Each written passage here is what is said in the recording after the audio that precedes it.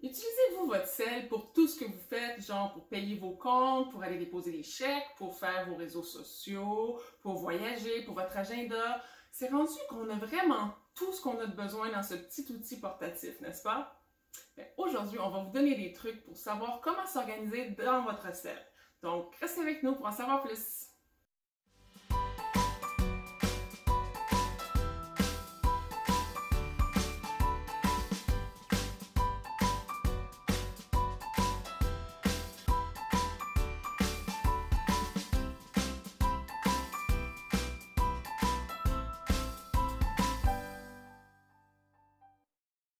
Bonjour, je suis Stéphanie. Et moi, Elisabeth. Bienvenue sur notre chaîne SOS Rangement.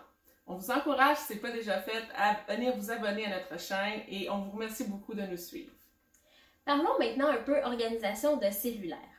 On a décidé de séparer cette vidéo en deux parties. La première, on va vous expliquer un peu comment catégoriser vos différentes applications. Et dans la deuxième partie, ça va être plutôt des conseils qu'on va vous donner pour vous aider à vous retrouver plus facilement sur votre cellulaire. Alors, quand on utilise notre téléphone pour à peu près tout ce qu'on fait, on se retrouve à avoir beaucoup d'applications, n'est-ce pas? Mais la meilleure façon de se retrouver à travers notre téléphone, c'est de se créer des dossiers. Comment on fait pour se créer des dossiers? Tout d'abord, appuyez longuement avec votre doigt sur une application et la glisser sur une autre application. Ainsi, vous allez créer un dossier, vous avez juste à le renommer, par exemple « Réseaux sociaux ». Et après, par la suite, vous pouvez glisser toutes les applications qui vont aller dans ce dossier-là. Une autre méthode, vous pouvez appuyer sur toutes les applications que vous voulez sélectionner et créer un dossier. Le tour est joué. Ce processus peut varier d'un téléphone à l'autre, mais le tout est essentiellement très similaire. Vous avez peut-être déjà remarqué qu'il y a déjà des dossiers qui ont été créés sur votre cellulaire, comme pour les outils Google par exemple, mais on voudrait vous donner quelques autres suggestions pour vous aider. Par exemple, vous pouvez regrouper des applications pour vos réseaux sociaux, par exemple. Donc, Facebook, Instagram, Twitter, bref, vous les connaissez mieux que nous, celles que vous préférez. Ensuite, vous pourriez avoir une catégorie pour tout ce qui est voyage. Donc, vous pourriez avoir Trivago, Booking.com, toutes les compagnies aériennes qu'on a. Une autre catégorie d'applications pourrait être les finances. Donc, tout ce qui est les comptes bancaires, PayPal, tous les paiements en ligne que vous faites différemment. Ensuite, vous pourriez avoir pour le magasinage, donc vos magasins préférés, Amazon, Ikea, même les épiceries. Maintenant qu'on fait du magasinage en ligne, ça pourrait être une option de les inclure dans cette catégorie-là. Ensuite, vous avez tout ce qui a trait à la sécurité de votre cellulaire, donc tout ce qui est gestionnaire de mots de passe, antivirus, VPN, etc. Et vous pourriez avoir une autre catégorie qui est divertissement, donc tous les jeux sur votre cellulaire ou même chaîne TV, donc tout ce qui regroupe le divertissement pour votre cellulaire. Bref, chaque personne possède une utilisation variée de son cellulaire, donc vous pourrez juger qu'est-ce qui est plus convenable pour vous de mettre dans quelle catégorie. Maintenant, on aimerait ça vous donner quelques conseils pour arrêter de perdre son temps à chercher quelques applications.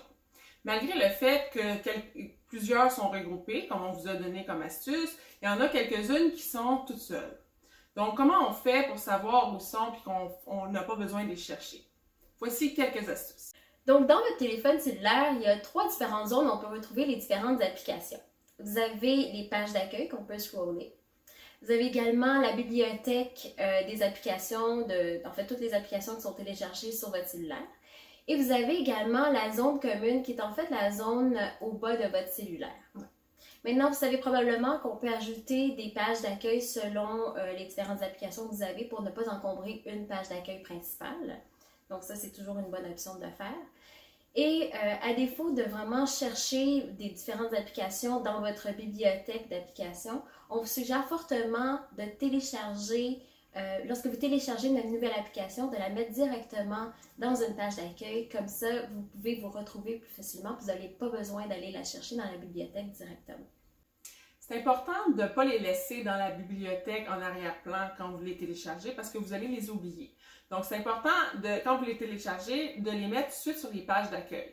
Ils vont se retrouver à la toute fin des pages d'accueil. Pour ça, il faut les catégoriser, les mettre dans les dossiers comme on vous a montré précédemment. Mais ça se peut qu'ils ne se retrouvent pas dans les groupes.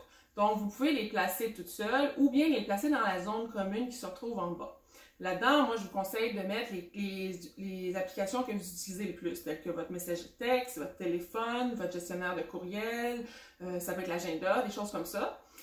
Puis, pourquoi la zone commune? Mais c'est parce qu'elle va vous suivre sur toutes les pages. Donc, que vous êtes rendu sur la 3e ou 4e page, vous allez toujours avoir la zone commune en bas. Puis ça va vous donner un accès rapide en tout temps. Par la suite, on vous suggère de déterminer une priorité d'utilisation pour vos applications. Donc, on a parlé que vous avez plusieurs pages d'accueil. Donc, on vous suggère que sur la première page d'accueil, donc celle que vous avez lorsque vous ouvrez votre cellulaire le matin, c'est là qu'on va retrouver les applications que vous utilisez quotidiennement. Donc, ça peut être pour votre appareil photo, des outils Google, vos réseaux sociaux par exemple. Et sur les autres pages d'accueil, là, vous pouvez les placer selon les priorités ou selon la fréquence d'utilisation de certaines de ces applications-là. Parfois, sur certains modèles de sel, tels que le Samsung S9, on peut retrouver une zone cachée qui y permet de placer les apps favorites pour un accès rapide. Cette zone est très pratique pour avoir un accès à plus de 3 applications en permanence rapidement. Moi, j'aime bien y mettre Google Photos, Evernote, Facebook et YouTube, qui sont mes applications que j'utilise très régulièrement. La dernière suggestion qu'on peut vous faire, c'est de ne pas encombrer vos pages d'accueil avec les différentes applications. Surtout si vous avez une photo de votre enfant, de votre douce moitié, de votre animal de compagnie, pourquoi pas, on va être capable de se retrouver et de voir l'image de fond. Donc, si vous avez trop d'applications, ça peut être dérangeant.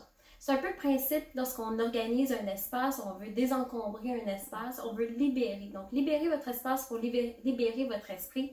C'est le même principe sur votre cellulaire. Gardez ça le plus épuré possible pour vous retrouver plus rapidement. Vous allez nous dire pourquoi organiser notre téléphone. Mais ça a été prouvé que si on est plus organisé, on est plus productif. Donc, déjà qu'on passe beaucoup de temps sur notre téléphone, pourquoi on n'essaierait pas d'en sauver un petit peu de temps en étant mieux organisé? C'est sûr que quand vous allez faire le ménage puis vous allez organiser vos dossiers, profitez-en aussi pour supprimer les applications qui sont les moins utiles ou que vous utilisez tout simplement pas. Votre stockage de téléphone va vous en remercier grandement. Donc, c'est vraiment pas long à organiser et à classer les dossiers. Profitez-en pour le faire, puis vous allez vraiment en bénéficier grandement.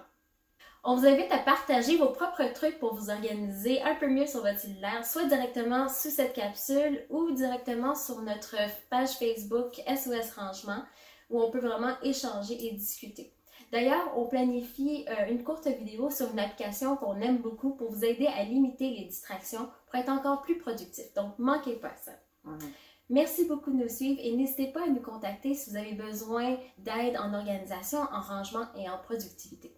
Nous sommes Stéphanie et Elisabeth, les passionnées de SOS Rangement. À bientôt! Bye!